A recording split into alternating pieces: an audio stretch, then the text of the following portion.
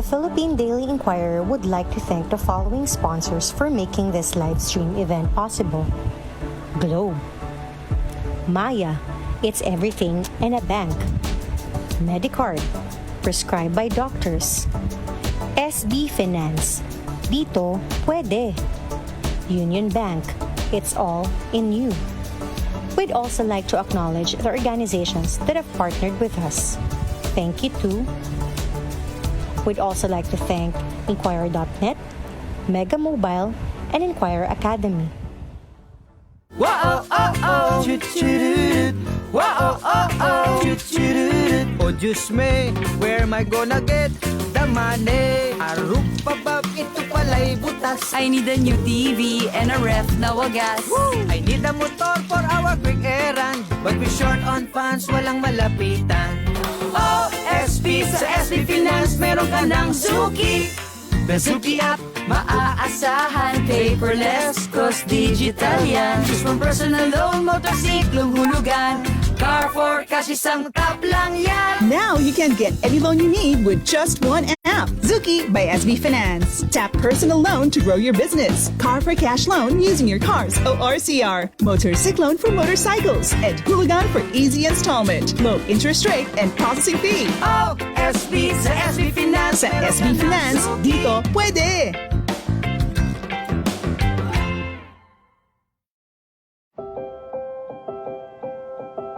I want to be like Mama when I grow up.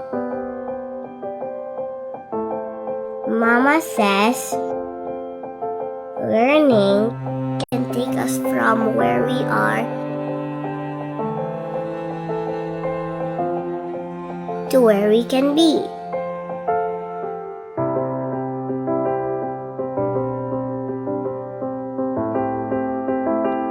It can change us from who we are to who we can be. That in teaching minds, we also end up teaching hearts. Thank you for taking care of Mama Mina so that she can inspire more people to do more.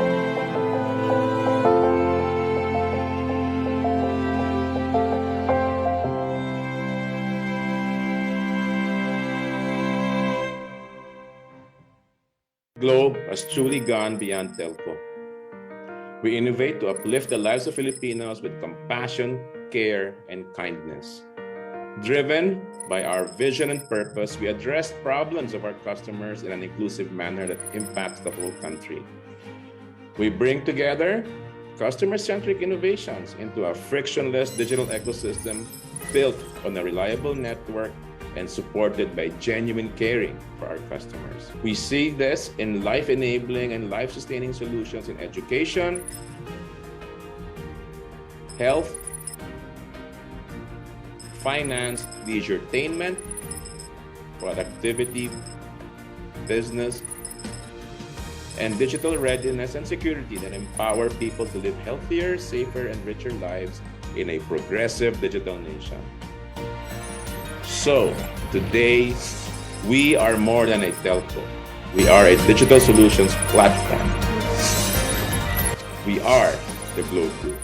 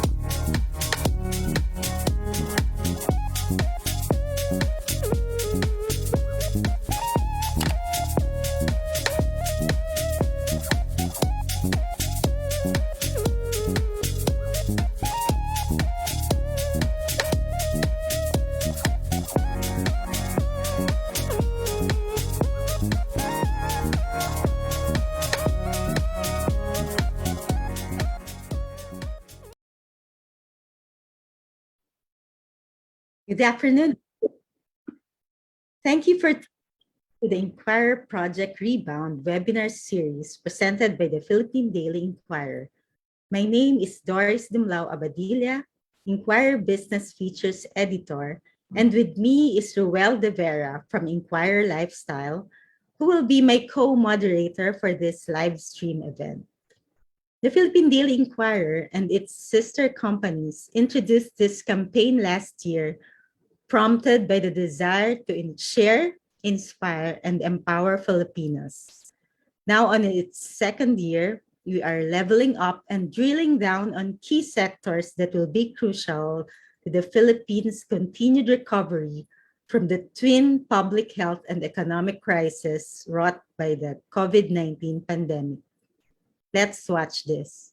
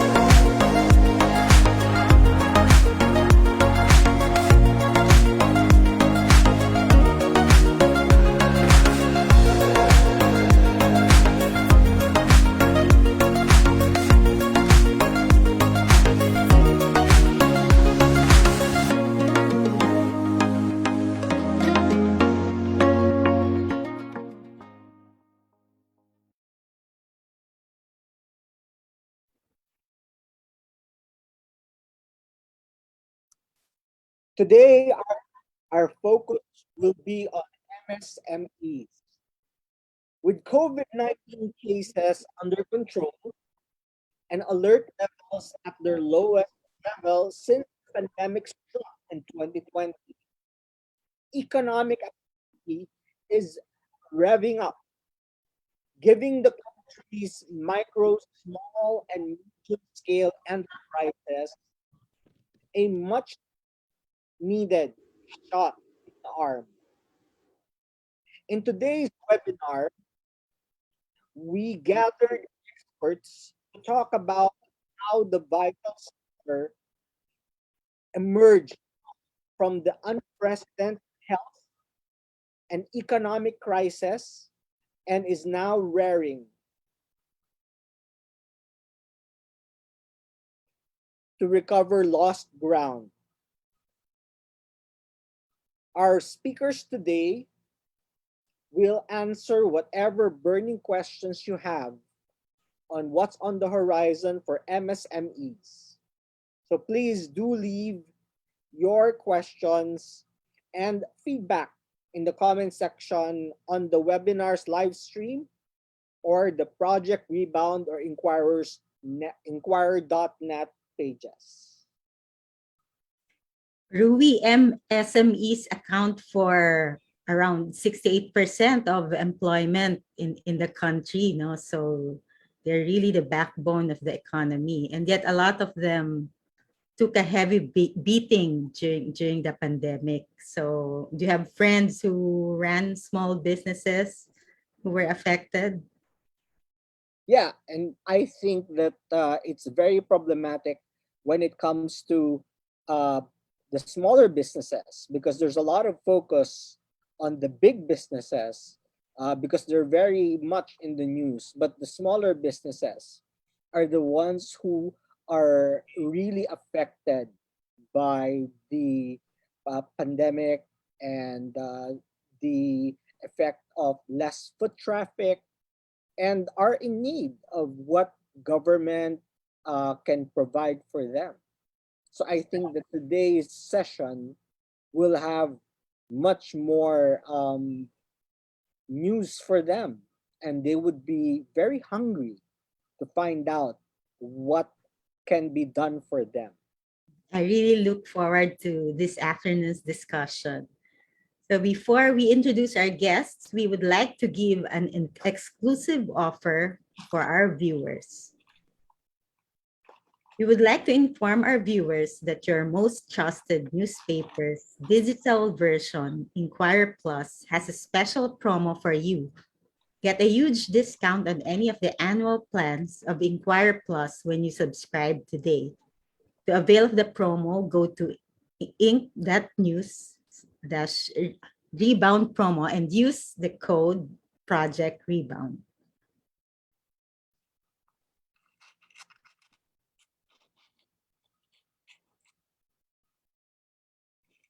Rui?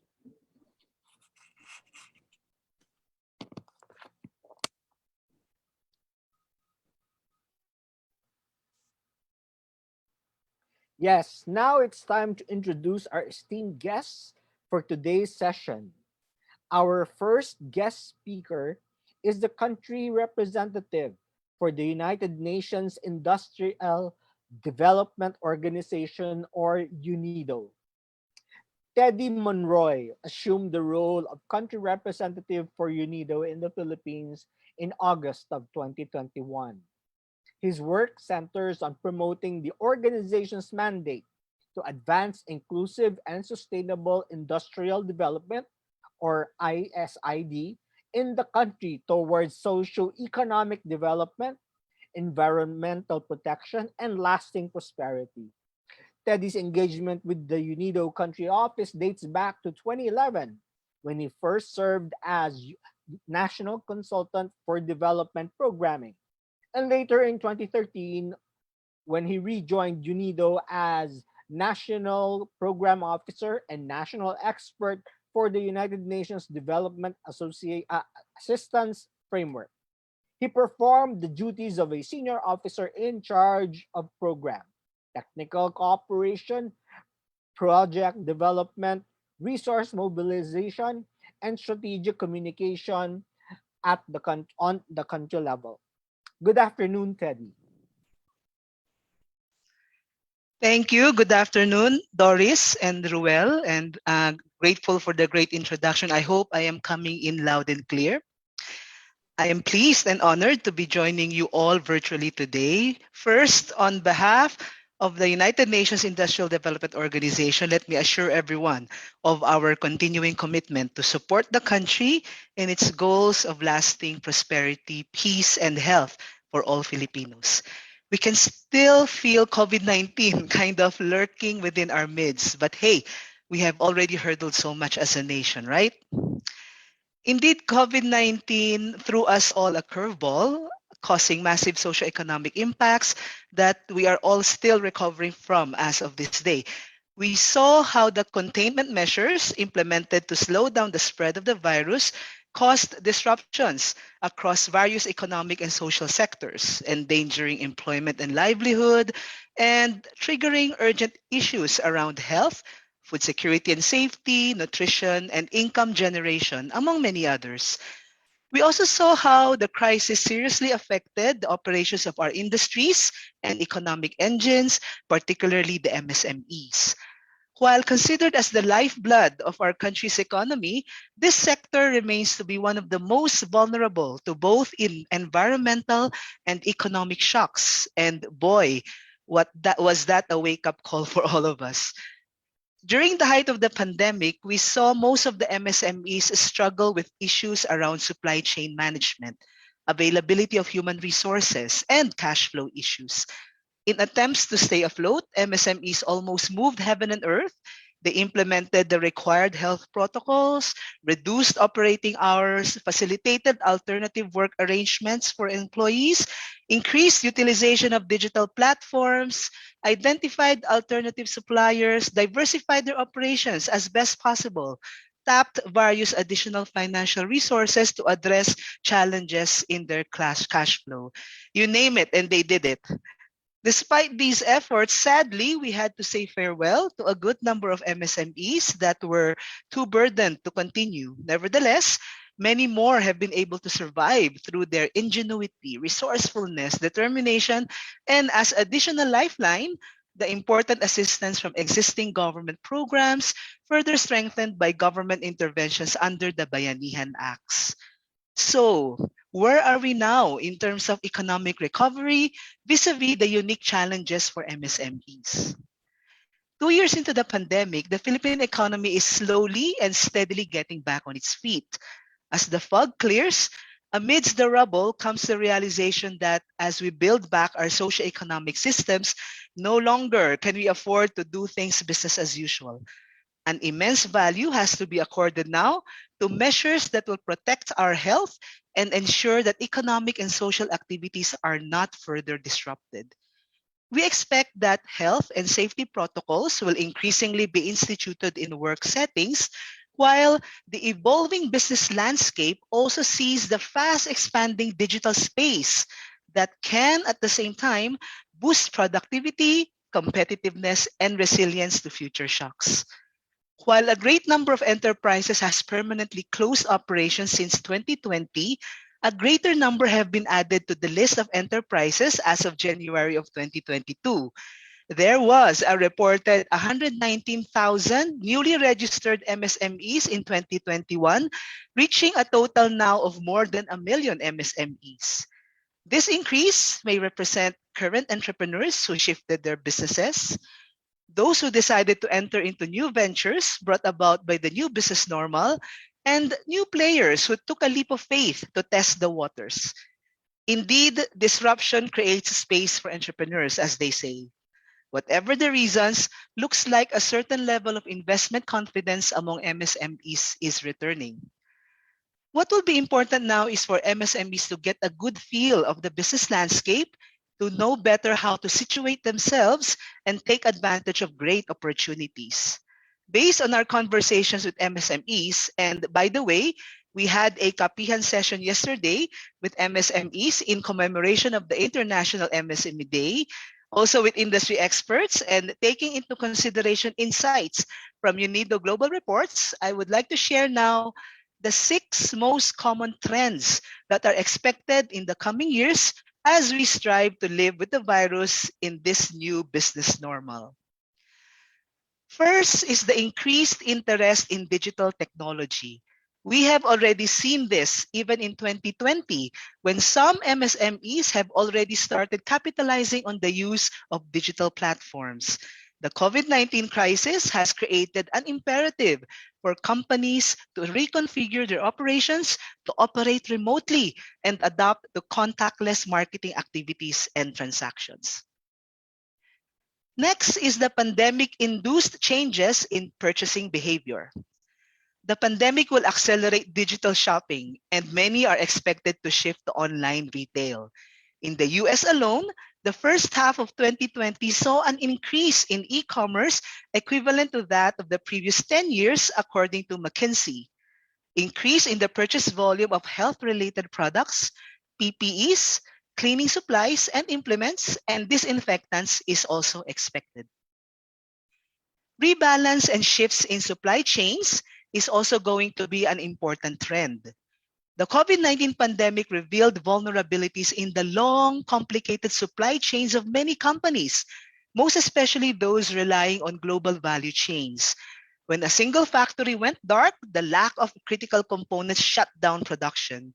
Inventory management will be adjusted. Reshoring and inshoring of manufacturing facilities is also not unthinkable and will affect exports of players in the global value chains. Then there is the early arrival of Industry 4.0 and the future of work. COVID-19 has accelerated digital transformation in most countries around the world, including the Philippines. The momentum in the use of technology, digitalization, and new forms of working is expected to be sustained. Business models around Industry 4.0 will make firms that are willing to invest become more competitive and resilient. In parallel, the workforce will need to prepare for the future of work, looking into developing skills to take on remote working modalities and the new types of jobs that will be created. It will be important for MSMEs to keep up to this trend. Then there is also a very important matter on accelerating the pace of medical innovation. Healthcare systems will evolve. An upgrade of public health infrastructure and the modernization of healthcare systems, including the wider use of telemedicine and virtual health, are expected. Also, the speed by which COVID-19 vaccines were developed will spark innovations in the medical field, boosting investments in the pharmaceutical sector. And finally, and certainly not the least important, the greening of industries and businesses. Lessons from COVID-19 have made us realize that there is also the urgent need to examine how socioeconomic activities are increasing the risk of both natural and man-made disruptive events occurring in the future. This has a lot to do with the way we consume and utilize our natural resources and the manner by which we design operations and production processes to protect our environment from degradation. The cost of pollution and the benefits of environmental sustainability will increasingly be recognized. Let me stop here and leave you with these outlook and trends for reflection. May these inspire our MSMEs to forge courageously ahead and recover ground that was lost during the past 2 years. Thank you very much for your time. Back to you, Doris and Ruel. Thank you very much, Teddy. I think it was very interesting that he pointed out how the loss of the MSMEs was also offset by the addition of a lot of new MSMEs. I mean, 1 million MSMEs. That is quite impressive. And the 6 points that he raised were very interesting, especially considering they were international developments. I mean, the digitalization, the focus on health, I thought was very interesting. And the greening of the industrial and even it doesn't matter how small your business is. These are trends that impact your business, and therefore they impact the MSMEs in this country. And perhaps, as Teddy has pointed out, the MSMEs in this country, which were born in the midst of COVID, will all bear the signs of this new brand of MSMEs. Indeed, Teddy, thank you for your great insights. Let me now introduce our keynote speaker for this afternoon. He is the Secretary of the Department of Trade and Industry. Mr. Ramon Lopez has extensive government experience with the Presidential Management Staff, DTI, and the National Economic Development Authority in the early part of his career. followed by over 2 decades of extensive positions in a private corporation, which provided him with a solid background on the macroeconomy and industry and business. That allowed him to adapt a more holistic perspective on trade and industry development. He is also a strong advocate for free entrepreneurship education.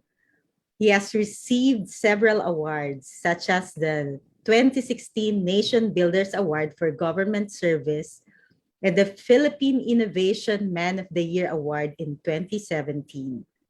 In 2018, he received from President Duterte the Order of Sikatuna with the rank of Datu, one of the senior honors one can receive in the Philippines. Good afternoon, Secretary Lopez.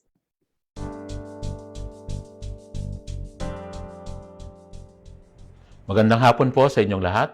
First of all, I wish to thank the Philippine Daily Inquirer, our friend, Ms. Tina Arceo Dumlao, for inviting me to Project Rebound once again, and for the last time as DTI Secretary, and hopefully not my last as a private citizen and entrepreneurship mentor and advocate.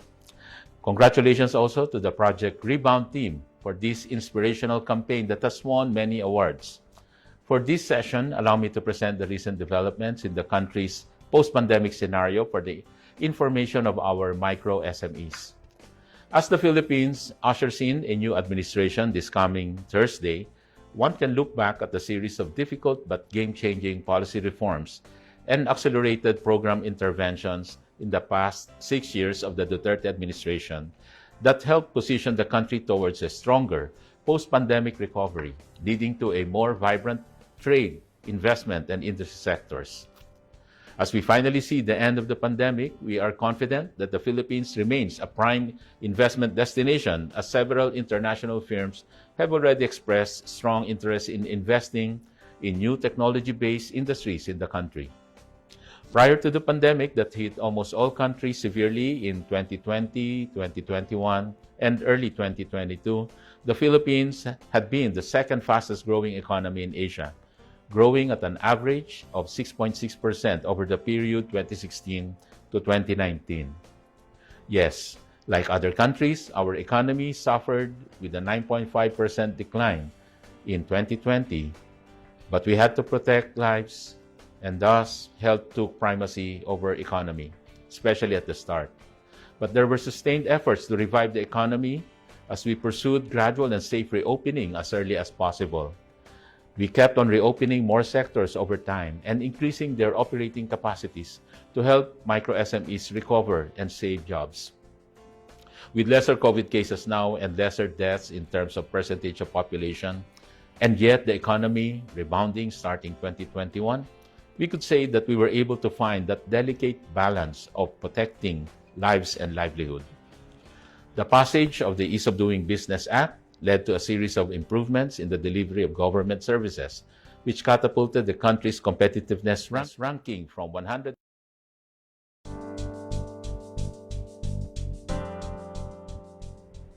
Magandang hapon po sa inyong lahat.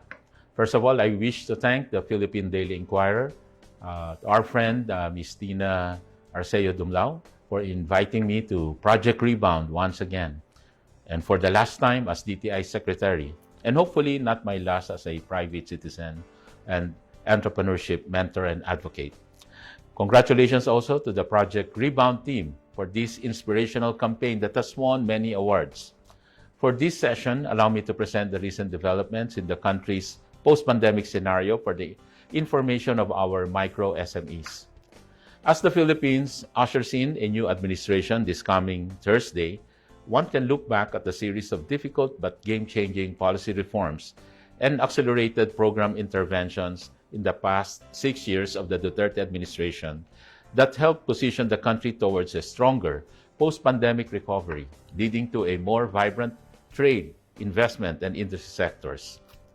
As we finally see the end of the pandemic, we are confident that the Philippines remains a prime investment destination, as several international firms have already expressed strong interest in investing in new technology-based industries in the country.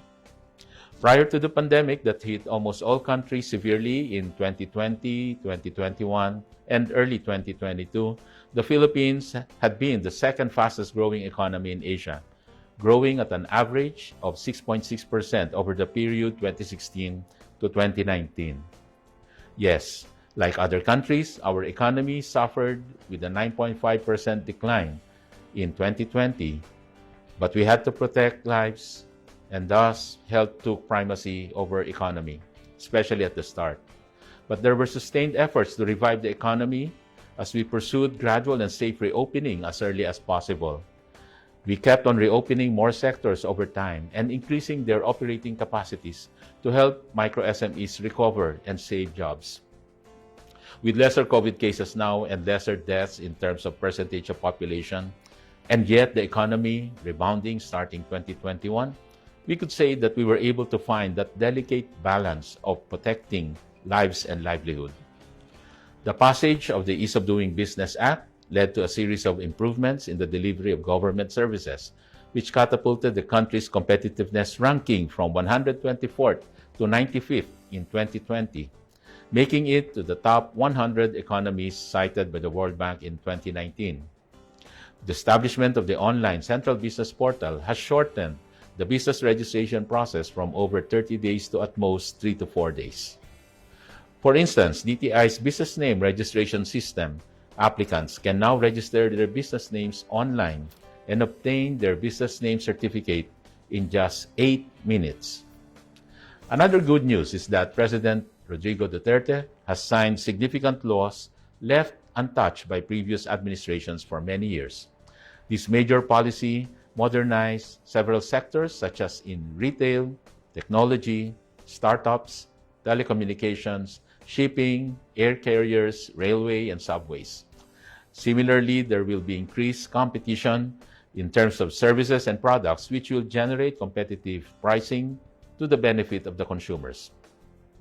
In order to make the investment climate in the Philippines significantly more attractive, the CREATE Act was enacted, which rationalizes, modernizes, and offers more relevant incentives to investors.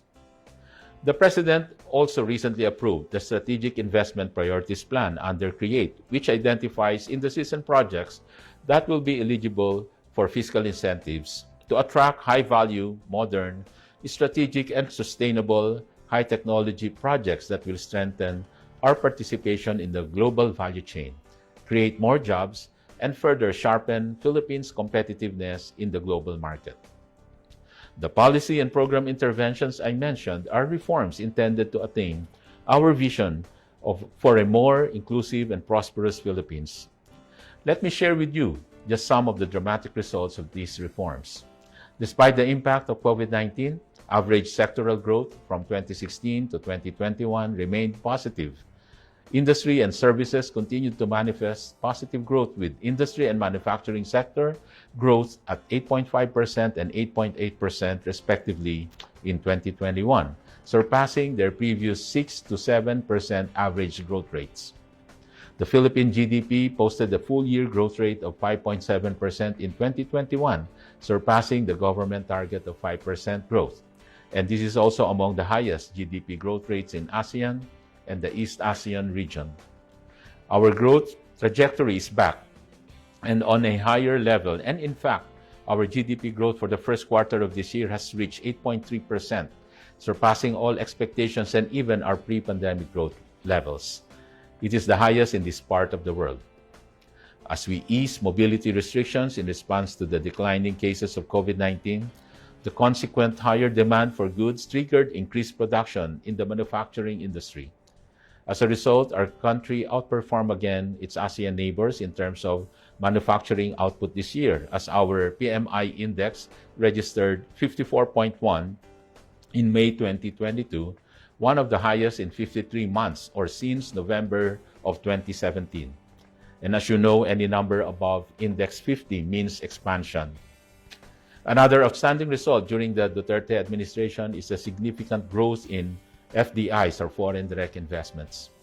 The annual average in this period, 2016 to 2021, including the pandemic years of 2020 and 2021, take note, reached $9.1 billion annual average, which rose almost 3 times higher from the $3.5 billion annual average in the period 2010 to 2015. So, from the previous rank of 6th, the country now ranks 4th in Southeast Asia in terms of FDI inflows. Aside from our continuous investment promotion activities, foreign investors cite the growing size of our consumer market at 110 million Filipinos and the rich resource pool of educated and trained workforce of 49 million, with over 800,000 college graduates per year, wherein over 30% are STEM courses, or science, technology, engineering, and math courses. Meanwhile, due to the recovery of the global demand and because we allowed the 100% operating capacity in export activities even during the strictest lockdowns that supported a strong manufacturing output, our annual average exports grew by 30.3% from the $65 billion level in the period of 2010 to 2015 to $85 billion during this period, 2017 to 2021. Moreover, cumulative exports for the first 2 months of 2022 amounted to $12.2 billion, or 16% higher compared to the pre-pandemic value in 2019. Comparing the Q1 GDP performance of every year from 2019 to 2022, we can see that the first quarter of 2022 has now surpassed that of pre-pandemic levels. Furthermore, from a high of 17.7% in April 2020, during the initial lockdown period, the unemployment rate has gone down to 5.7% as of April 2022, as we allowed the reopening of the business sector and eventually the tourism sector and lifted all travel restrictions. Total lockdowns were eliminated in favor of a more strategic alert level system, allowing unhampered working operations. Another legacy under the Duterte administration is the accelerated support to the micro SMEs. We developed a 360-degree program for micro SMEs in line with the 7 M's framework for entrepreneurship development: mindset change, mastery of entrepreneurship principles, mentoring, money, machine, market access, and models of negosyo.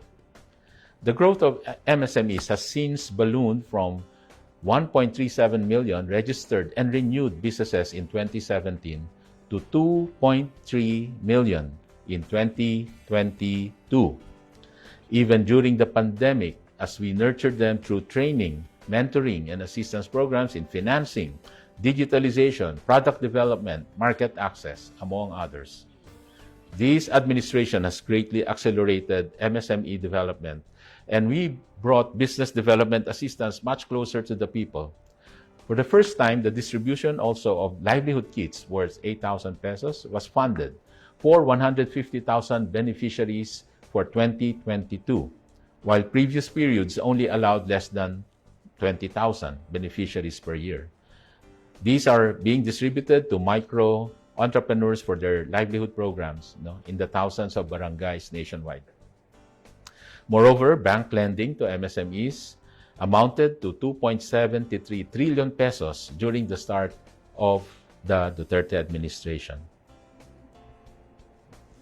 Two other legacy programs or new initiatives during this administration are the microfinancing programs for MSMEs, specifically the Pondo sa Pagbabago at Pag-asenso or P3 program, otherwise known as our Panlaban sa 5-6.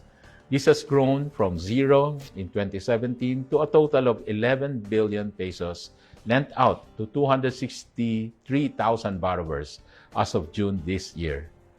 It only has around 6 billion peso funding from government, which means it was already able to collect and relent the funds to more borrowers. These programs virtually eliminated reliance of MSMEs on the 5-6 usurious credit schemes. The other new initiative business loan program is the CARES program, or COVID Assistance to Restart Enterprises, which is for those affected by the pandemic.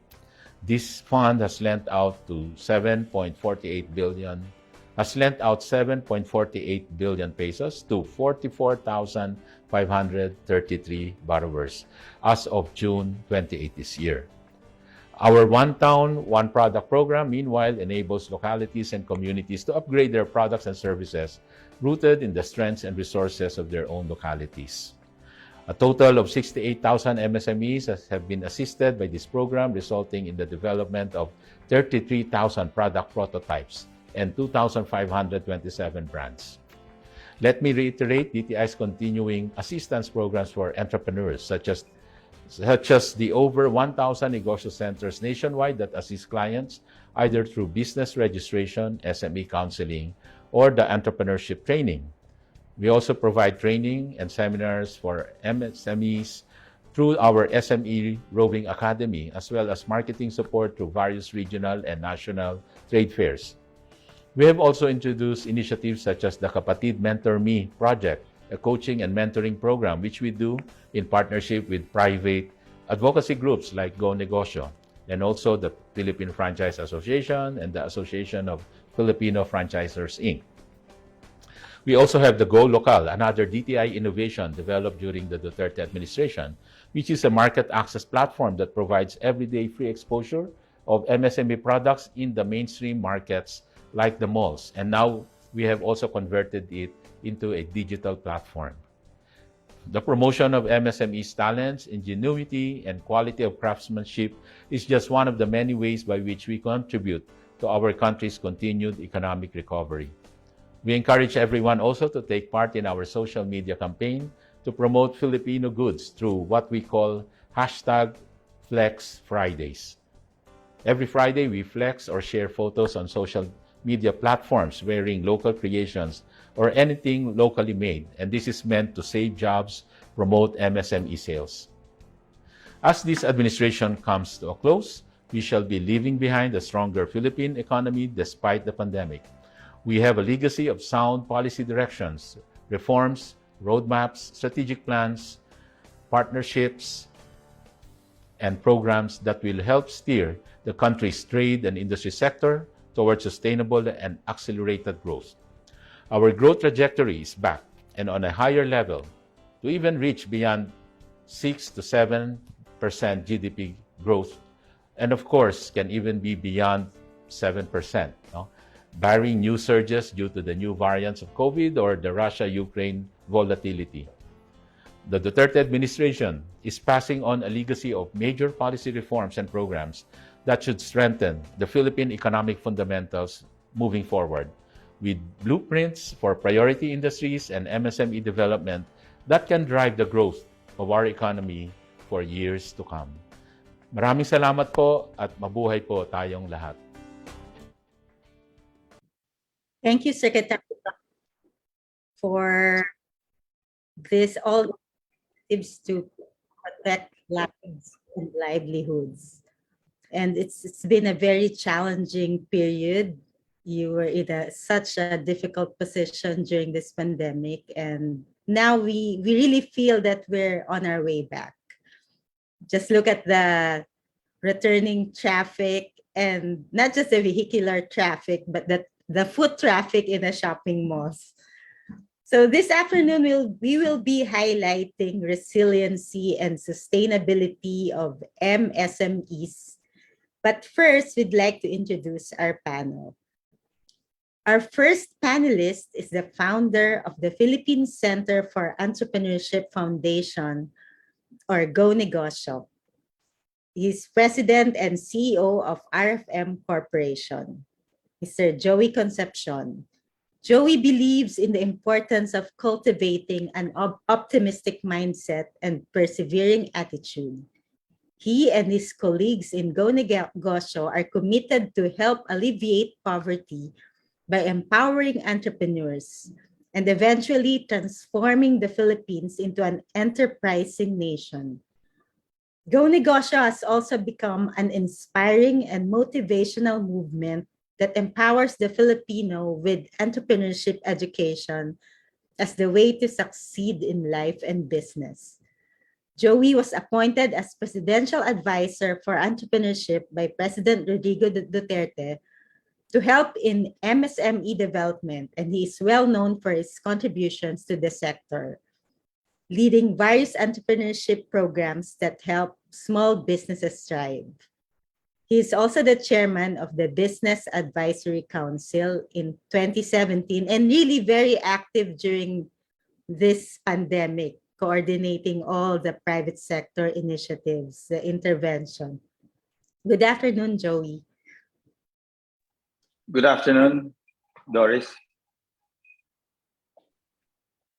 I think you'll can you give us a briefer on Go Negosyo and all their current initiatives? Well, first of all, listening from what Mon Lopez said, the first couple of years, the pandemic was shocking to most of us. Challenges we faced, especially my role as towards helping MSMEs was, of course, affected because when business is closed due to lockdowns, you can't do much. So we had our programs with DTI, which is the Kapatid Mentoring Program, which is a module that teaches MSMEs to scale up. We somehow continued with that. We shifted online, which gave us new insights. So it was cheaper for us to do online, and you didn't need to get a hotel anymore. So we were able to scale up, and the cost of doing it was much less. So that didn't stop. But business stopped, and most of my time shifted again to really balancing this whole thing of lives and livelihoods. So we were the first ones, our group, the Dose of Hope, which Go Negosyo led, which brought in the first millions of vaccines. If I remember right, it's about something like 17 million vaccines. Part of that was donated to the government. And moving forward, we helped in all possible ways, like PCR equipment. Antigen was the first that we brought in. Test kits, which medical groups didn't quite agree with it, but that was the only way to provide visibility. So that whole first year of the pandemic was really a very stressful year for us. And especially myself, not having any medical background, having to get to learn it as fast as possible. So moving forward today, what we have done has actually solved the problem. Vaccination was key, and that you can see very clearly that vaccination provided people with protection, not from getting infected, but from breakthrough infections that would lead to severe illness or even death. And that was with alpha, beta at that time. And the next phase was the shift towards a new variant called Omicron. And Omicron, to me, in a sense, was a blessing. Why? Because at least it was not deadly as the previous variants, Alpha, Beta, and Delta. It was milder. And we knew already the right protocols. A lot of our people were vaccinated with the first 2 doses. And the booster shots were being started to roll out. So you had a lot of natural immunity because many people got infected with Omicron, but all the results basically of Omicron was all very mild. And that is good, which leads us now, and as early this year, we said that we will definitely move into an endemic. So we are now in the month of basically at the end of June, moving towards July. And in that 6 months, we can see that we are moving this pandemic to an endemic state. So the challenges of opening the economy started way back last year. So my role and the rest of the group were really to push government to open up as fast as possible.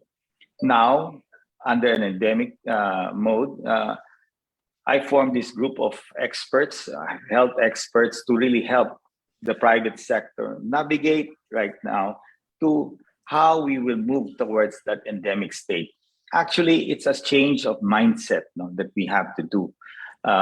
Filipinos must realize that as we move towards an endemic state, the risks are still there, but we have to continue to live life as normal as possible. And you can see people have learned how to adapt to this kind of life. No? So you can see when infections are up, people are more careful. They wear face masks, and the booster shots have been a problem because when infection went down, people started to push back their booster shots. Now that the infection levels are going up, then people want to take booster shots. But then again, we have problems like with HTAC. They have not approved yet the 12 to 17. And school is opening next August. So we are putting pressure on HTAC to please approve this. Even for the economic frontliners, what was approved is 60 years and above for their second booster shot. We're saying let's give the 50 years and above the booster shots as well. So the 12 to 17 and the 50 years and above are all being done in America and other parts of the world. CDC has approved it. So we're saying what makes the Philippines different? We use the same vaccines, and why not allow the Filipinos to follow the same parameters set by CDC? No? So these are challenges that we face at this point in time. But by and large, most of what has to be done is being done. No? And I'm glad that the group of experts, medical experts, composed of Ted Herbosa, Solante, Salvania, doctors, all about 8-10 doctors are part of the expert group that we put together, and hopefully guide us forward, because we want to eventually move away from the state of public health emergency, which I was told by the medical group that this expires on September. But the transition has to take place. We have to start discussing as to the vaccine manufacturers applying for CTRs. Right now, they're under emergency use authority. But the responsibility of the government in buying vaccines and all of this eventually has to be transferred to the citizens, because the government cannot sustain this forever. So once the vaccine companies apply for a certificate of product registration, then the vaccines can be sold in the drugstores. And if a person wants to take the vaccine, then he will just have to take a prescription from the doctor, provided it is within the guidelines of eligibility. That is the way forward. So we don't burden the government so much. The government has bought so much vaccines, but it's the people who decide to choose it or not, because we don't have any more vaccine mandates in this country. So the people say, I don't want to take it, then the vaccines that the government purchased go to waste. And I don't think that is the right way of doing it moving forward as we enter an endemic state. So I am very confident that we will reach that point, and we should be guided properly. The use of face masks, I was advised, and I supported the group, the ACE group that we formed of medical doctors. The advice is to continue using face masks even outdoors for the time being while the infection levels are moving up, which I think we have accepted in the private sector, and we will continue to support that.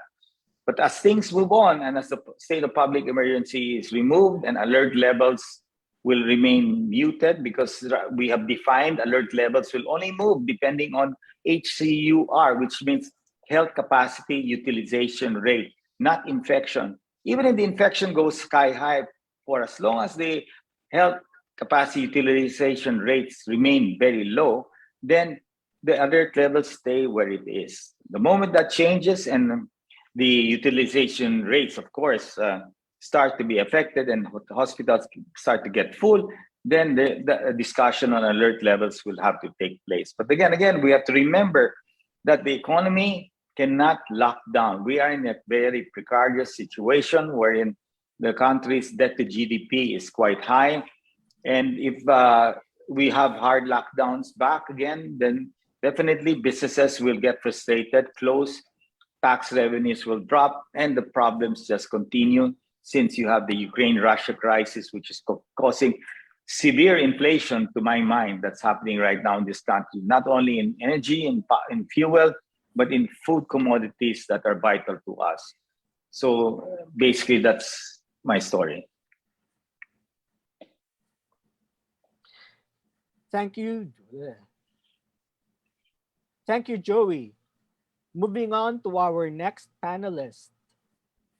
Butch Maley is the president of the Philippine Disaster Resilience Foundation, or the PDRF, a private sector disaster management organization that includes many of the major different business groups in the country. Butch is also the president of Idea Space Foundation, a technology accelerator for early stage startup companies.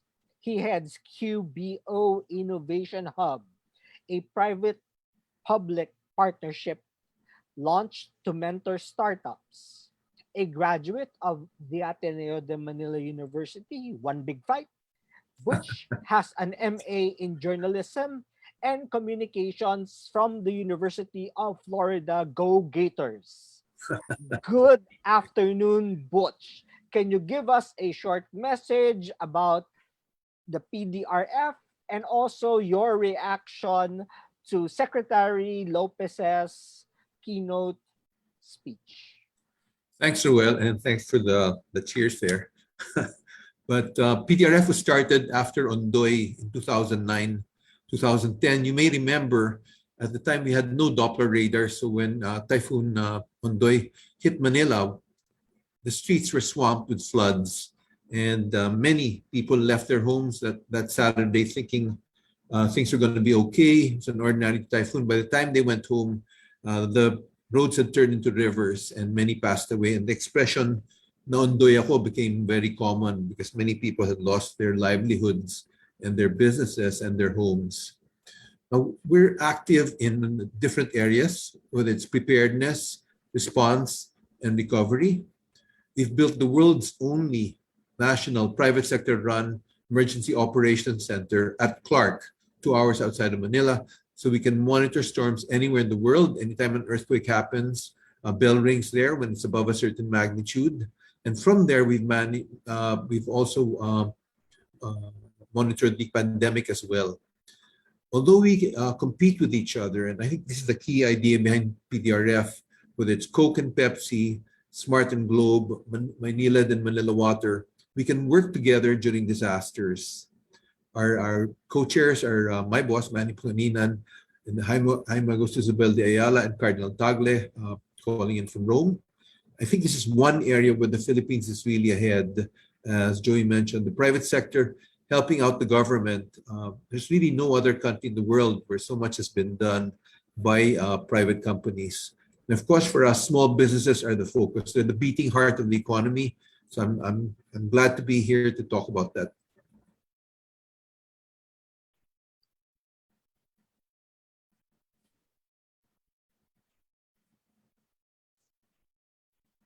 Thank you, Butch. Our next guest is Bam Mejia. Bam is one of the co-founders of Sari Suki. He brings more than 15 years of experience and expertise in fast-moving consumer goods, retail strategy, and planning to this rapidly accelerating e-commerce startup. Prior to founding Sari Suki, Bam was Director of Market Strategy and Planning for P&G Personal Care in the Asia Pacific, Middle East, and that's the Africa, right? So Asia Pacific, Middle East, and Africa region, or AMA. As the AMA Safeguard Expansion Market Sales Leader before this, BAM developed and executed new market expansion strategies across the Asia Pacific, specifically in Thailand, Malaysia, Singapore, Vietnam, and India. He graduated within the top percentile of his cohort from Ateneo de Manila University with a degree in management engineering. He is an avid sports enthusiast with a passion for golf, basketball, and taekwondo. Good afternoon, Bam. So maybe you can give us a brief overview on Sari Suki, followed by your reaction to Secretary Lopez's keynote. Thank you. Hey, Doris, thanks. Thanks for having me here. It's a great honor and a pleasure to to speak here. Just a little something about Sarisuki. So we are a tech startup that started about a year and a half ago.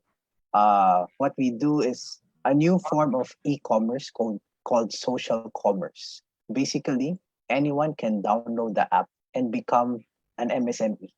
They can be an online grocery store that they can sell all the goods that we sell on the platform to their neighbors, friends, and what have you. So we're actually creating jobs or creating additional income streams for MSMEs. Another thing about Sarisuki is we're trying to help in the building of the supply chain. I think Teddy mentioned this a while ago that his third point is that the weaknesses of the supply chain came about and was seen in COVID. I super agree with that. So we try to get to local food manufacturers and farmers to help our sellers sell fresh goods and cut out the middlemen. And in the end, the shoppers on Sarisuki would eventually buy high quality goods at low cost prices, which are very much more convenient because they're buying it from their neighbor. So that's a bit about Sarisuki. Just some reactions. I fully agree with 2 points from Teddy a while ago. One is digital adoption has in fact increased because of COVID. So particularly in the Philippines, e-commerce penetration is one of the lowest in Southeast Asia. It's about 3 to 4%.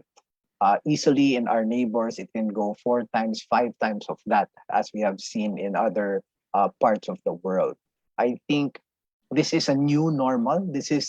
It might not be a recovery from where it was before, but it's a recovery to something different and hopefully something better.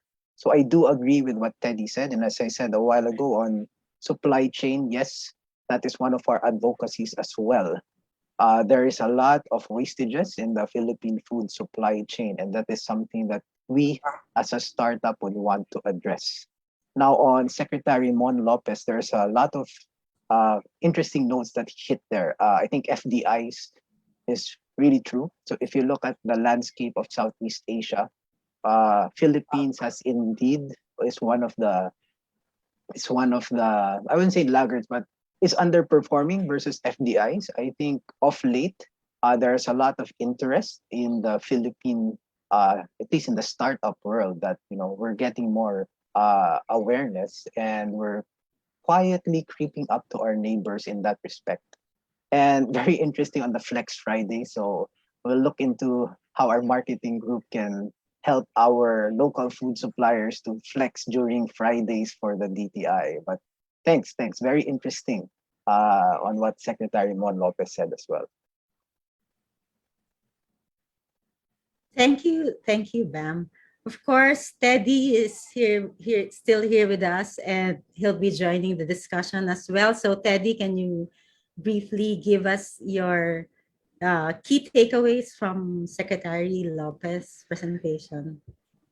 Yes, thank you, Doris. Perhaps just before I share some of my thoughts based on SecMon's discussion or presentation, maybe just a quick introduction of UNIDO. The United Nations Industrial Development Organization is the specialized agency of the United Nations that promotes industrial development for poverty reduction, inclusive globalization, and environmental sustainability.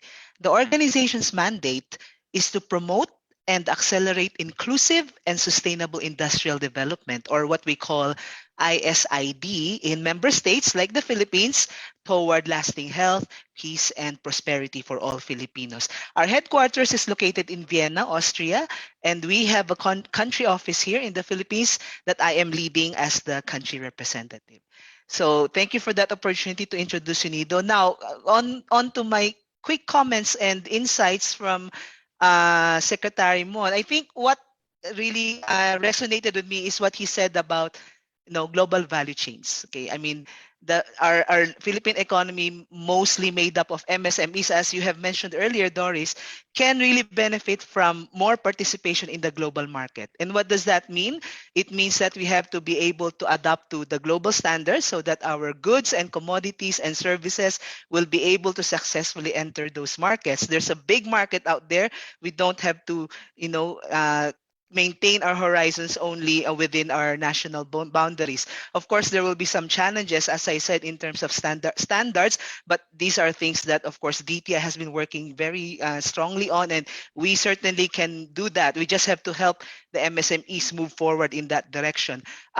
Especially, for instance, let's talk about Bangsamoro in Mindanao. No, there's very high interest in the halal certification, so that the produce commodities being produced in Mindanao can enter into the BIMP Iaga growth corridor. So again, these opportunities that we have to look at. Of course, when we talk about entering global value chains, we also have to be very mindful about how other countries are strategizing. So countries, of course, are our competitors. So perhaps we should also look at,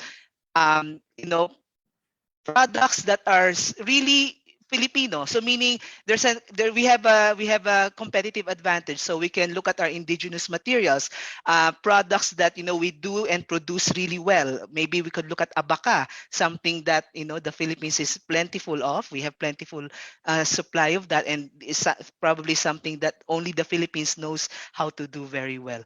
So, and of course, because of the pandemic and as Sekmon mentioned, the crisis in Ukraine, countries are being very skeptical and very lower in risk taking or not taking risk. So maybe some um, strategies may involve reshoring or inshoring. I think President Biden did mention that a couple of times in his speeches, that he's going to strengthen more the manufacturing sector in the United States. So how does that affect countries like the Philippines who export not only finished products but also intermediate products to these countries? So maybe something on that along those lines should also be thought about and strategized.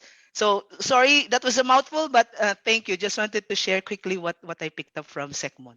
Back to you, Doris. Thank you. Thank you.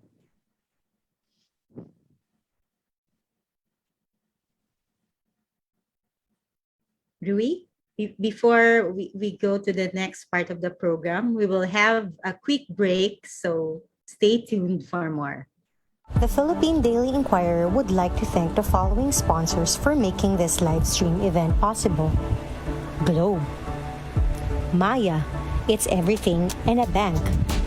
Medicard, prescribed by doctors. SB Finance, dito pwede. Union Bank, it's all in you.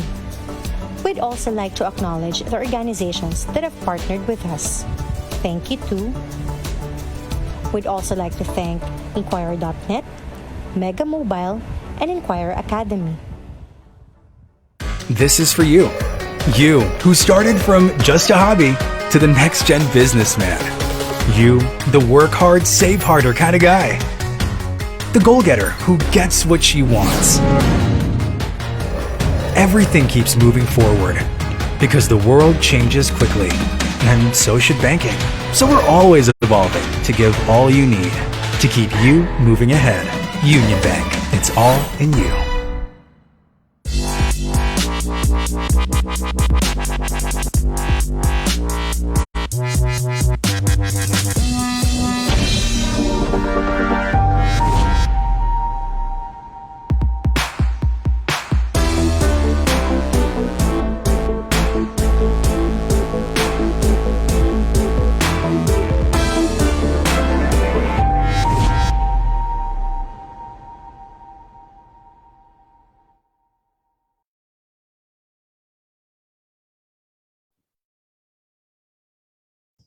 Let's now begin our panel discussion. So in all your briefers, we've talked about a number of initiatives for MSMEs. And Secretary Lopez has also named a lot of initiatives to protect lives and livelihoods. But I guess many people are asking, is what more can we do for our MSMEs moving forward? Maybe I can ask Sir Joey first.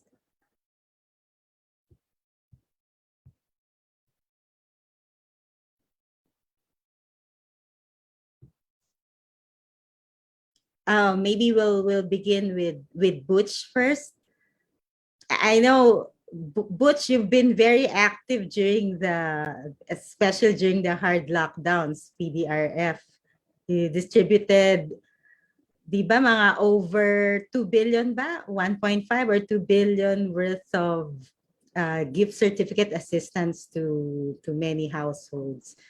So Right, 2.7 billion. 2.7. So during your going to our various communities, how else do you think can we help our MSMEs moving forward on top of the initiatives already named by Secretary? Sure. Let me just give a short reaction to Sec. 1's speech, because I forgot to mention it the first time, but I thought that was a great boost for the country. I think all those different legislative acts that he mentioned are important. The Startup Innovation Act is also important for startups.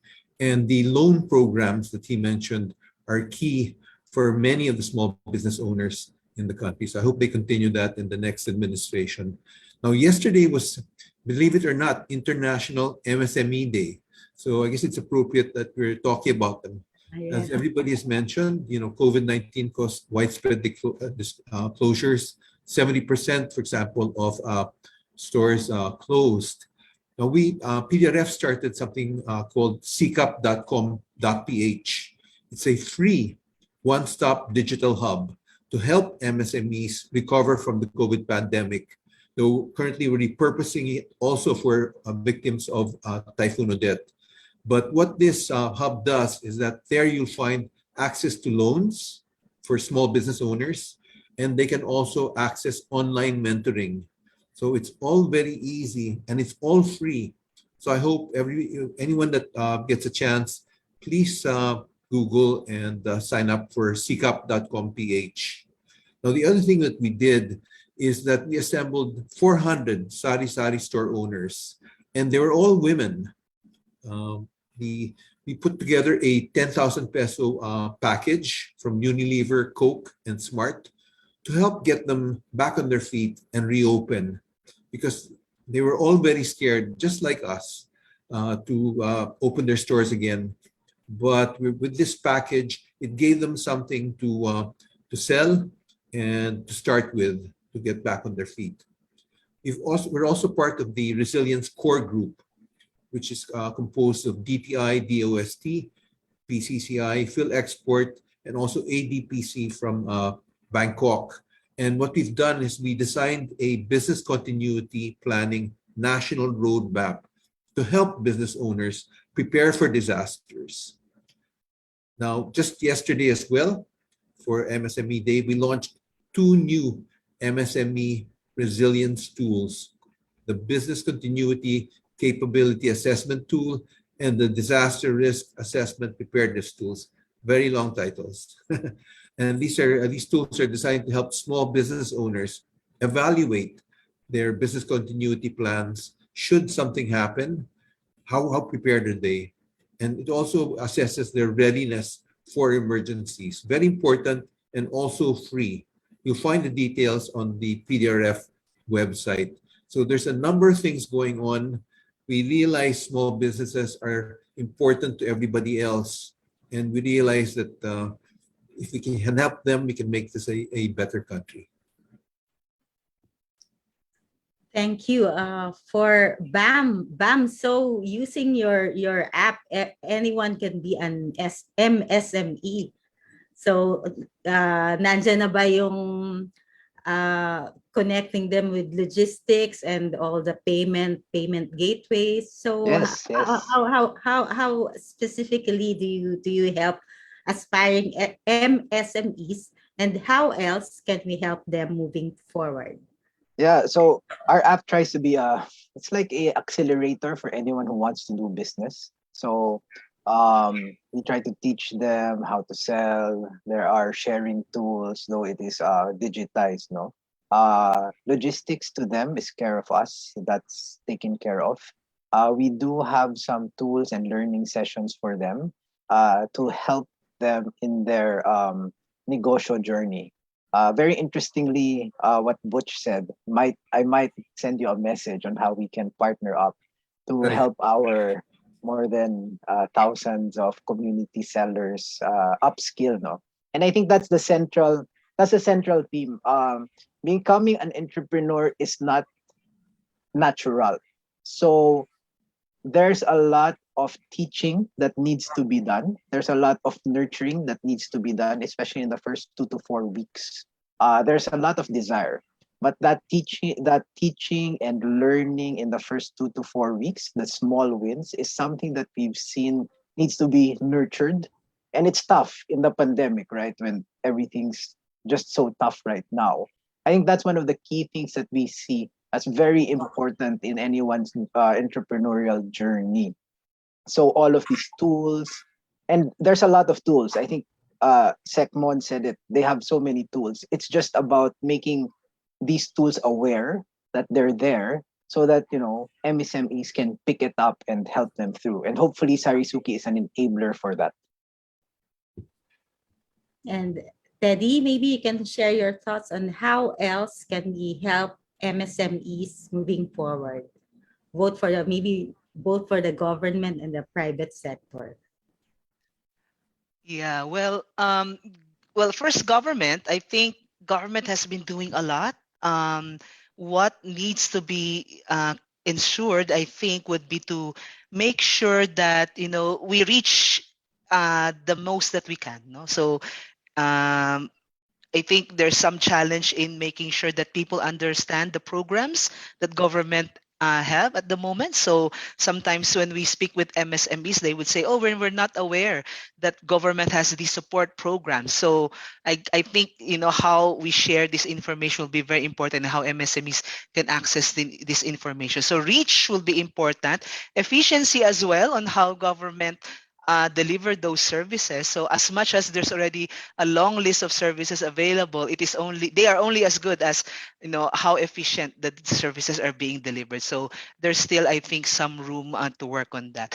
Private sector certainly can help a lot. So thank you so much to Butch, of course, for the work of PDRF. So a lot of good things happening there as well. I think it will also be extremely important for MSMEs moving forward to really acquire a good understanding of some of the trends that I explained earlier, and some others which I may have missed, because there would be some other trends that are out there.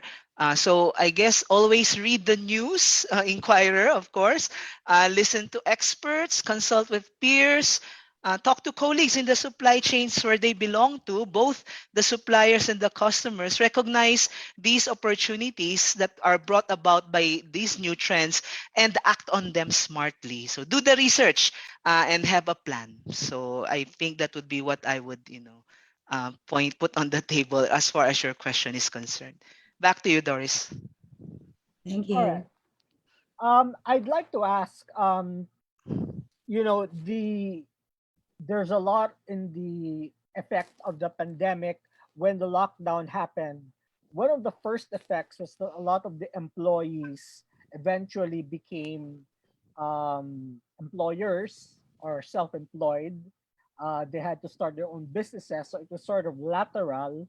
Um, it wasn't easy for everyone, and certainly we're still recovering from that. But I do want to flip the script a bit and ask every one of you, what do you think is better about the landscape for MSMEs now compared to before the pandemic? Kind of a silver lining. I can take that. I can take first crack at it. Okay. I think adoption to technology is one of the silver linings that we see because of the pandemic. So uh, the pandemic has been an enabler to tech adoption. Grocery shopping is in its all-time high, still very low versus its neighbors, but it's an all-time high.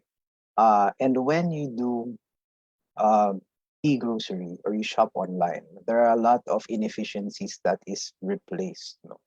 That's one. And second, any country can do well for if the population of that country is very tech savvy. So I think those two things, the acceleration of tech adoption from a e-commerce standpoint is a silver lining, and the upskilling towards adoption to technology is a good thing that has been brought about by the pandemic. Okay. Teddy? Yeah, I will have to agree with Bam, no, certainly. And again, maybe to just broaden it a little bit more on, when we talk about technology, more on innovation as well. No? So not all, innovation is technology based. So there's also some approaches that are really innovative, and we have seen a lot of MSMEs demonstrate that in our discussions with them. So I think there's this culture, or not culture, but perhaps a lingering, okay, let me use the word culture, wherein innovation is now highly valued, innovation is now being implemented, and short to say, MSMEs are now being smart because they know how difficult it was facing the pandemic, and they don't want to face something like that again. So now they're trying to be prepared and being innovative on how they can move forward. There you go. Thank you. Thank you. Butch? Yeah, as both Bam and Teddy mentioned, really during the pandemic, we could see an old world was dying and a new world is being born. And that's where digitalization comes in. Not just grocery shopping, but even dating and all kinds of other stuff is going online these days, education and so on. But one thing that makes things better, I think, for MSMEs today is part of what Sec1 said. There's a lot more government support for MSMEs and a real recognition that they're important to the economy. And if MSMEs are successful, they kind of lift all boats, no? Families have more income, their children are able to go to school, they can move up with their education to even higher social categories within one generation. So the success of this sector is really key. Okay. Before I throw it back to Doris, I do have one question, which is, what do you want the next administration to help MSMEs? What are the key risks also of them doing that?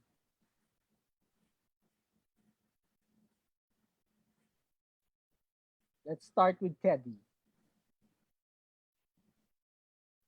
Okay, thank you, Roel. I was thinking, there's a lot of things the government needs to do, no? So, but if I have to choose one, and of course, all of these are important, but if I had to choose one, I think what MSMEs will need moving forward is support in how they can access financing. A lot of MSMEs, they want to, survive, they want to grow, but then the capital is limited. No, they have limited financial resources, and sometimes trying to access financial support, for instance, from commercial banks or from development banks, for that matter, kind of very tricky for them. We've also try to understand this process. So there's problem both in the supply and demand side. From the demand side, of course, MSMEs lack the capacity. Most of them lack the capacity to prepare, project proposals that would be approved by the banks. No? So they need help on that. And some banks do require collateral. So sometimes these MSMEs do not have collaterals to put in place. The micro enterprises are better off since there are opportunities or financing mechanisms for them, but it's mostly the small and medium size that are having trouble. From the supply side, of course, banks, they perhaps, I'm not a real expert on this, but I'm hearing that there's also some capacity needs in order to make sure that they're able to deliver these kinds of support for the MSMEs. We have a study on this. I'll be happy to share a copy of that study with you, so you get a better handle of what are we talking about when we talk about financing. And of course, when we say financing, we want to go green as well. That's where the direction is. So green financing is also something that probably new to many, but it is something that's coming very soon. Enterprises, even large companies and markets are demanding, green products, green services. So the financial support will have to be also geared toward that direction. So I will have to say financing at the moment. Thank you. Back to you. Thank you. Butch, what about you? Well, yeah, money is always important. And what SecMon said about stopping the 5-6 lenders, I think that's a major accomplishment. So I think if we can help the MSMEs with programs like microfinance, microinsurance, so they're better prepared should anything happen. I think uh, continuing the business continuity education so that all small business owners understand the risks of the area that they're operating in and how they can be better prepared from the next disaster. We're one of the most disaster-prone countries in the world, unfortunately. And whether it's a typhoon, a volcanic eruption, earthquake, or a pandemic, we just have to be ready. And if we can get the small business owners ready, it's going to benefit all of us. Okay, Bam. If there's one thing, I think it's our internet infrastructure that we need some improvement on. It creates a lot of inefficiencies in operations, and if you're very small, efficiency is very important. I think we have come a long way, but I think if we look at our Southeast Asian neighbors, we can still do better. And if we fix that, we just try to solve it, I think there will be a lot of efficiency unlocked through it. Thank you. Doris? Yeah, since we're talking about financing, it's not only the lack of new money that MSMEs are as among the challenges that MSMEs are facing. During this pandemic, diba, some of them had to default on their obligations. And if you saw the clippings flash in our screen earlier during the introduction about this webinar, in one of those articles which I edited, there were proposals actually for the government to subsidize MSMEs, the interest payments. Of course, as a policy, government is more and more governments are now moving away from subsidies, di ba? But coming from the pandemic, there are proposals for the government to subsidize the interest payments of MSMEs and give them a clean slate. Is that feasible, and is that a sound policy, do you think? Maybe we'll start with Teddy since you have the big picture there. It's a tough question, Doris. Of course, I'm not a financial expert, but knowing, having discussed with a lot of experts on this matter, yes, I mean, anything is possible. I mean, we just have to be innovative in how we find ways to support the financing sector so that they can support SMEs. So, guarantees. Sometimes we call it sovereign guarantees, right, for bigger loans. If government can provide, guarantees for bigger loans, why not the smaller loans? I think SB Corp is doing a lot on that. SB Corp under the DTI is providing, risk-free loans, small loans to SME. So maybe if you get a chance to invite them to a discussion, perhaps on financing, then they would be able to shed more light in the question that you had, Doris. But my answer to that is yes. There is a way. There should be a way wherein public and private funds can come together and support, how we are going to be able to finance the needs of the SMEs. Thank you. Bam, since you work closely with this space. Yeah. Again, disclaimer: I'm not an expert in this field, right? But I think it can be a one-off solution. I don't think if it will be sustainable. And maybe COVID is that exception to the rule. I think there are a lot of startups that are looking towards solving this opportunity of financing. I think there should be a way to link up these startups and other startup models from all across the globe and see how that model fits into our current problems of MSME financing. I do agree with Teddy. There is a solution, but I think it's a one-off solution, and then it's probably our one shot. How to fix that solution, how to answer that solution, can be through startups because there are a lot of startups coming in, particularly on the lens of financing. It's just about how to strengthen these startups from a government standpoint for them to be able to flourish and do address the problem and have the solution to that problem. Thank you. Butch? Yeah, I think the idea of low or no taxes for small business owners would be interesting to encourage entrepreneurship. I think that could be time limited, but I think that would help a lot in terms of these small business owners and other kinds of financial incentives for people to open these businesses and start them. No, because I think many are gun shy. A lot of them had to close their shops. I personally know of a retail business that had to close during the COVID-19 pandemic. So some kind of financial incentive, whether it's like creating an opportunity zone in certain hard-hit areas wherein if you open a business there are no taxes. You're allowed to import cell phones, TV sets, and so on. And then people will go there to buy those things. And those types of incentives might be easier to work out than something that's more expensive. Thank you.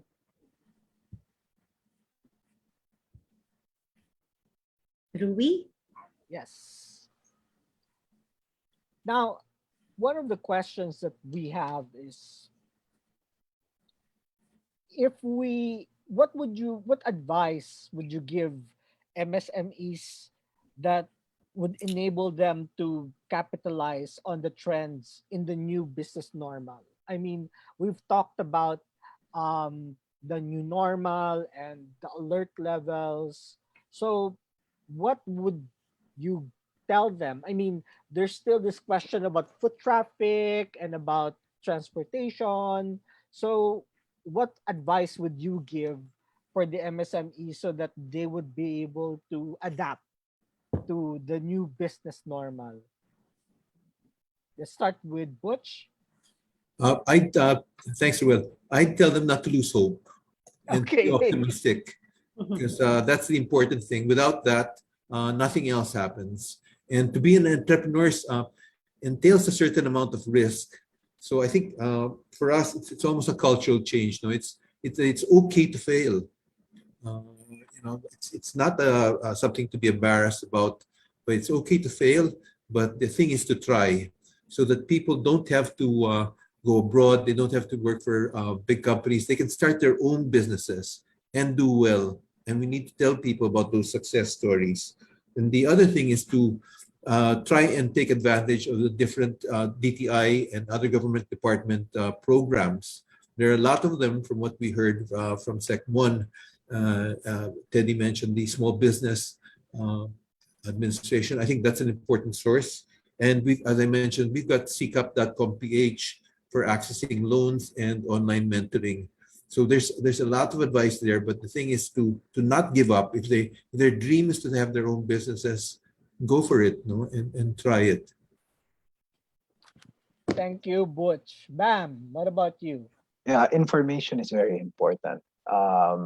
Even now, information is in your hands. So I think you have to, for aspiring MSMEs out there, or even current MSMEs, the more you research, the more you look at, and the internet and all of the things in line with what you're doing, the better your chances to flourish in this new normal. So information is there. I think that's very, even for me, CCAT, Butch's CCAT website, I will look at immediately. After this, CCAP, SIKAP. CCAP, yeah. Okay. That is one thing that I'm going to look at immediately, and it never stops. So learning never stops. So information is very important, and now more than ever, information is right on your cell phones. So that is what I would advise all of our MSMEs. Teddy? Yeah, completely agree with my colleagues in the panel. So again, I did mention this earlier, research and plan and prepare. And maybe just to add, sometimes you have to think outside of the box. So sometimes, make connections, and that would, help us a little bit on how we can capitalize on the upcoming trends. Back to you, Ruel. Thank you. Thank you, everybody. Thank you for sharing your thoughts with us. For those watching, if you have questions, feel free to send them in, and we'll ask our panelists to answer them for you. Before we move on to our next, she's our last guest speaker, please be reminded that our speakers will attempt to answer questions on resiliency and sustainability of MSMEs. So please do comment on this webinar's live stream on the Project Rebound or Inquirer.net pages. Our next speaker will share her insights via a pre-recorded video on how did the private and public sectors collaborate to empower and ensure the sustainability of MSMEs during the pandemic and beyond. She heads the MMSE group of Globe Business. Before her current role, she held pivotal positions in the consumer mobile businesses of Globe, leading launches of various innovations in both prepaid and postpaid brands. She also spearheaded the launch of an automated campaign platform and loans as a business during her stint in Globe's customer lifecycle management. As head of Globe Business MSE Group, she leads a team of MSME enablers leveraging on the Globe ecosystem through products and services built especially for MSMEs, helping their digitalization journey. Let's all welcome Stella Christine Dizon. Good morning. Thank you for inviting me to Inquirer's Project Rebound.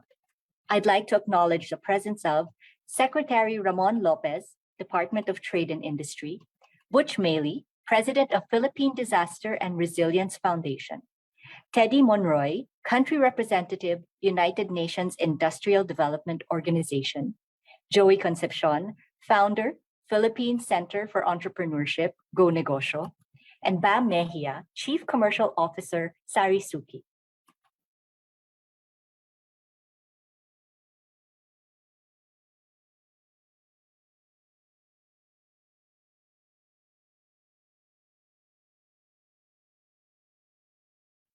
The role of Globe is to provide technology that empowers transformation for Filipinos from all walks of life, whether they are individuals, families, or businesses. For our MSME customers, we at Globe Business aim to uplift lives through innovations that show care, compassion, and kindness. We strive to give them the digital resources they need in order to help them build their livelihood, support their families, and grow their communities through these changing times. MSMEs need to learn and upgrade their business skills and competencies, have access to networking mentorship opportunities, and management consultations. As such, we have launched Globe Business Upstart, which offers several exciting and relevant things for our loyal customers. So for one, to enable digital leadership among business owners, we offer learning sessions that provide free IT certifications, employee product training, and MSME masterclasses. Secondly, we also have free business consultations, product trials, member gifts, as well as Ayala Enterprise Circle membership. And third, our loyal customers also have access to C-suite networking events, referral programs, and co-branding campaigns. And all they need to do is sign up. In addition, last year, through the Globe Business Recovery Program, we helped MSMEs by analyzing how they cope with events like disasters or pandemics and draw parallels to suggest ideas on immediate relief and digital recommendations to build long-term resilience for the MSMEs. They enjoyed the benefit of having free business consultation sessions with Globe business experts to learn how they can get support to integrate digital solutions into their operations to secure the future of their businesses.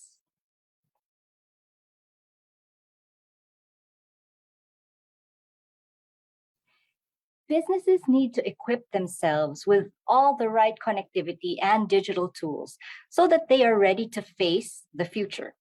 These tools can help them address their operational, marketing, and security challenges brought about by the pandemic, such as reaching new customers, increasing engagement with their existing customers or their clients, facilitating collaboration among their staff and employees while streamlining their operations. Globe Business is committed to helping these MSMEs power through this new normal by offering affordable yet tried and tested digital solutions. Studies also said that businesses that survived the pandemic were the ones who were able to provide excellent customer experiences through their digital channels. So it's important that they can quickly respond to their customers' inquiries. We offer API solutions to our customers to facilitate faster communication and increase engagement between businesses and their clients. As remote work continues to be the norm, it is imperative even for MSMEs to foster an environment where employees can continue to collaborate on projects even while they are apart. This is made easier and more efficient with our cloud solutions, allowing businesses to quickly adapt to the shifting workflows because processes remain the same. Files and services continue to be accessible and resources are intact despite any kind of interruptions. And now that everything is becoming more digital, businesses will need to stay vigilant and proactively protect their businesses and customer data from any vulnerabilities. Our cybersecurity solutions can help MSMEs to identify, protect, detect, respond, and recover from cybersecurity threats and attacks.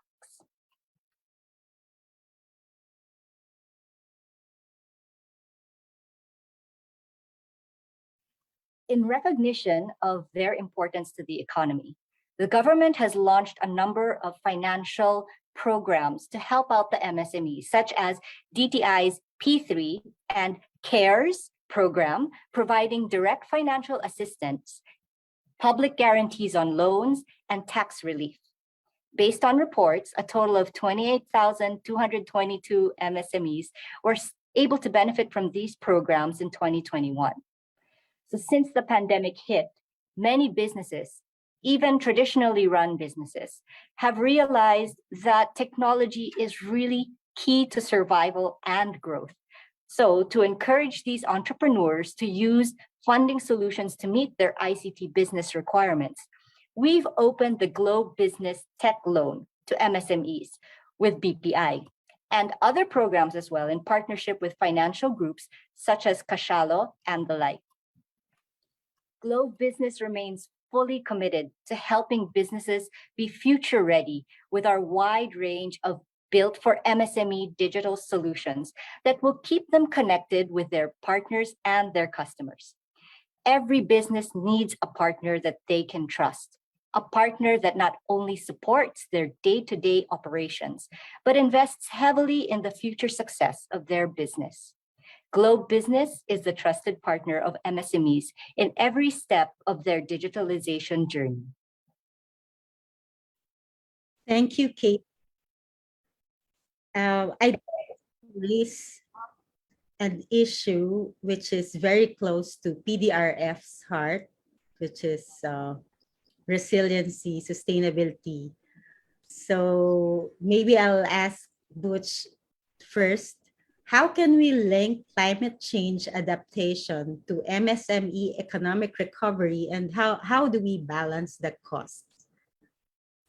Well, the effects of climate change, the Philippines is one of the highest ranked in terms of threat, no, and risk. And that's particularly important for small business owners because they're the ones who get hit during these, whether it's floods, rising flood waters, whether it's stronger storms, all of these things affect them, and it really knocks them back into poverty. So there's really so much at stake. And we have a 5-year grant from USAID. It's called the Climate Resilience Cities. And with that money, we hope to educate LGUs in particular, and maybe we can extend it to small business owners in terms of how do they adapt to the effects of climate change, because you see it every day, everywhere in the country.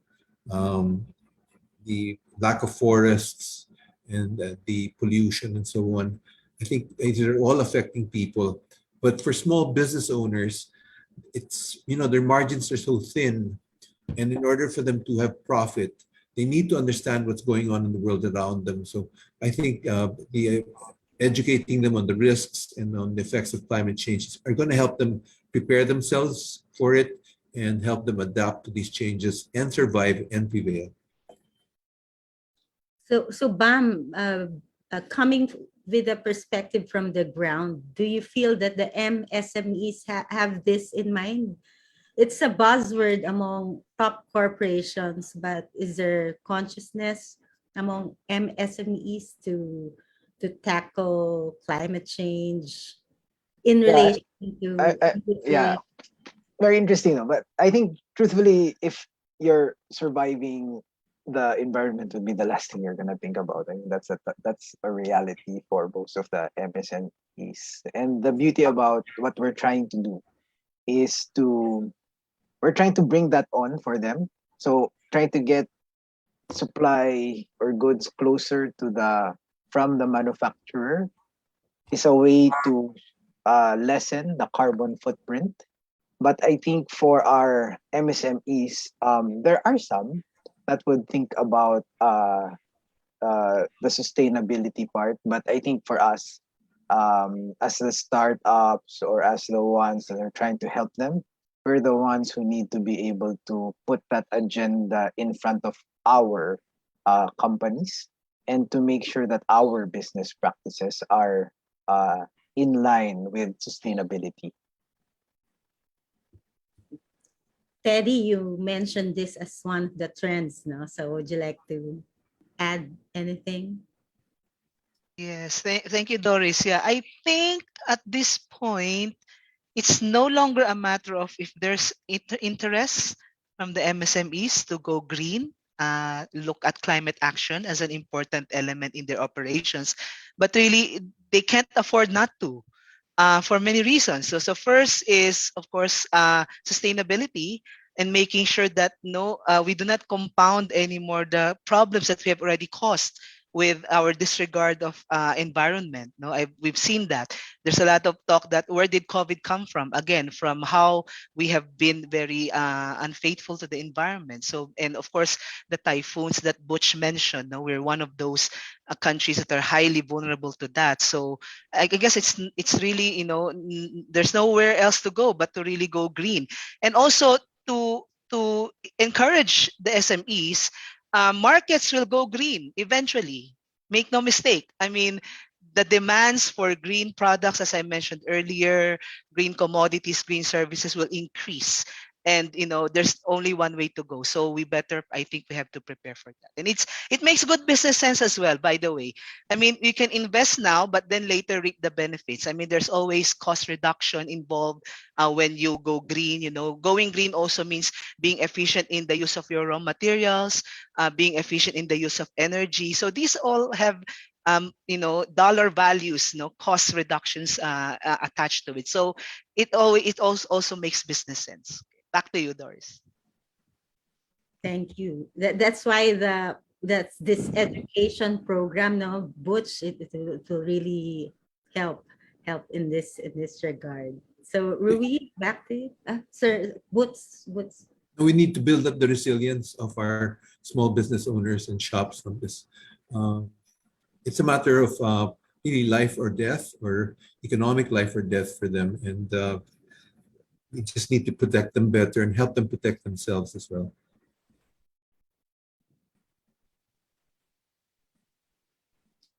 Louis, unmute. You're on mute. I think that's really something that we've realized in this discussion, that it's very important to protect the MSMEs now more than ever. There's so much more we want to discuss, and we've had so many enlightening answers today, but that's all the time we have for this Inquirer Project Rebound webinar. But before we end the program, let's hear a final message from our guests. Let us begin with Butch. Do you have any parting words for our viewers? Thanks, Joel. I just want to mention a quote from somebody that I admired growing up, and that's Bobby Kennedy. There's a Netflix special if you haven't heard of him. But and what he says is, but we can perhaps remember, even if only for a time, that those who live with us are our brothers, that they share with us the same short moment of life, that they seek, as we do, nothing but the chance to live out their lives in purpose and happiness, winning what satisfaction and fulfillment they can. If there's one thing that we've learned from the pandemic, it's that we're all connected. And whether you live in a small city in China that we never heard of, or New York or Navotas, we're all there. So let's build up our MSMEs together, and let's help them and enable them to lead happier, more fulfilling lives. Thank you. May we hear from Bam? First off, I'd like to thank the Inquirer and, of course, Rui and Doris for having me today. I think what you're doing to equip our MSMEs is a very important task, especially if we were to rebound our economy. From a parting word standpoint, I think to all of the MSMEs, technology is your friend.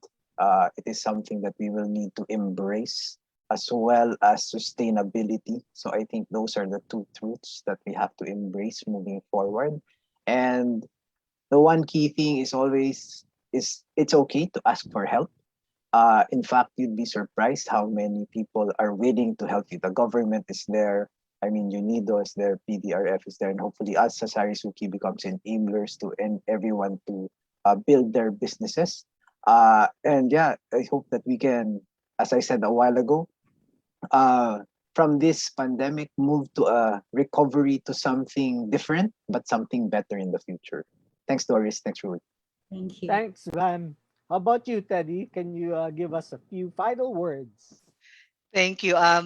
Well, echoing what Bam has said, to thank you also, Inquirer and the organizers, for the opportunity to be in this virtual event.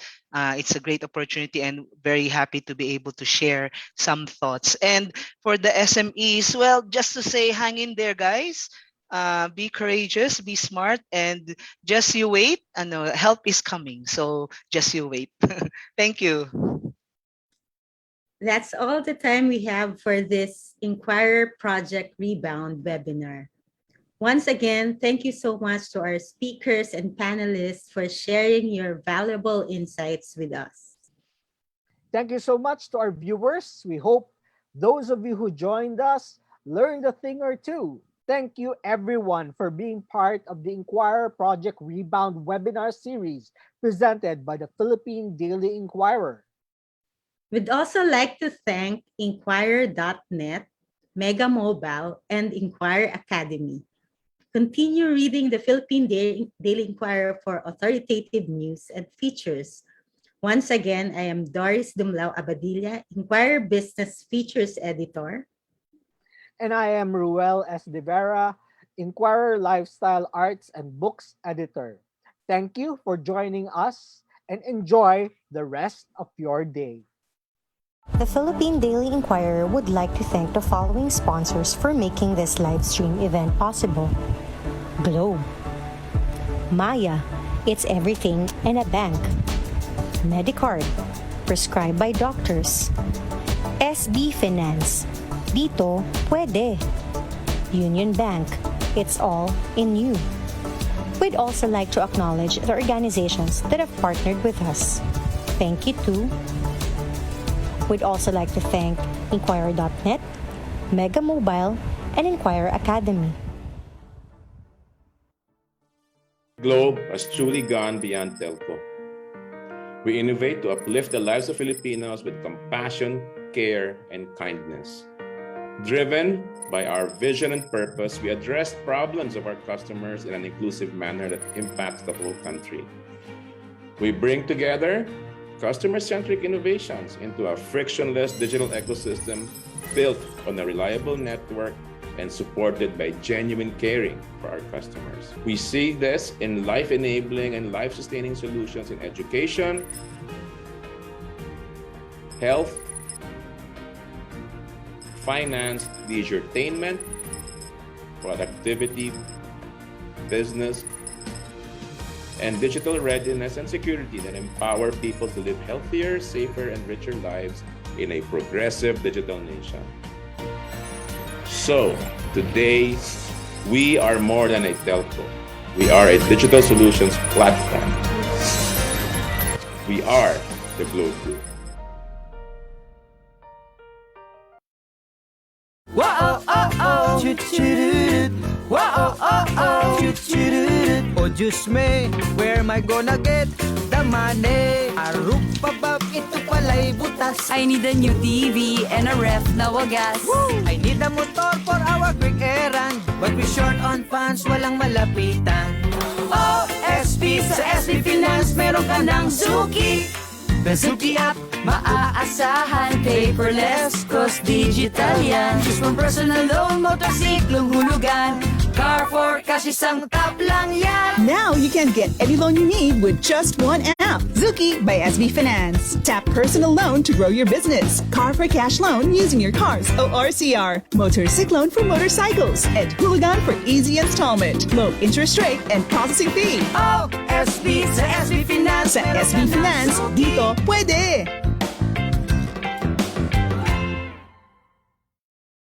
This is for you. You, who started from just a hobby to the next gen businessman. You, the work hard, save harder kind of guy. The goal getter who gets what she wants. Everything keeps moving forward because the world changes quickly, and so should banking. So we're always evolving to give all you need to keep you moving ahead. Union Bank, it's all in you.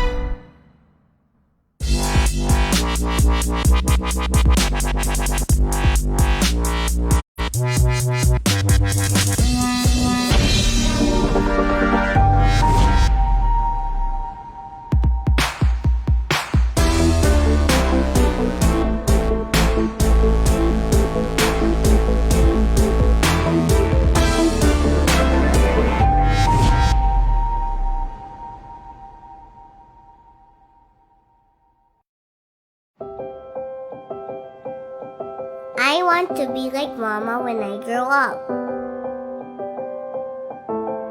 Mama says learning can take us from where we are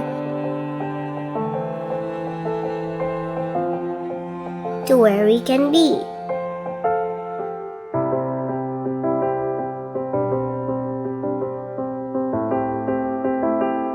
It can change us from who we are to who we can be. That in teaching minds, we also end up teaching hearts. Thank you for taking care of Mama Mina so that she can inspire more people to do more.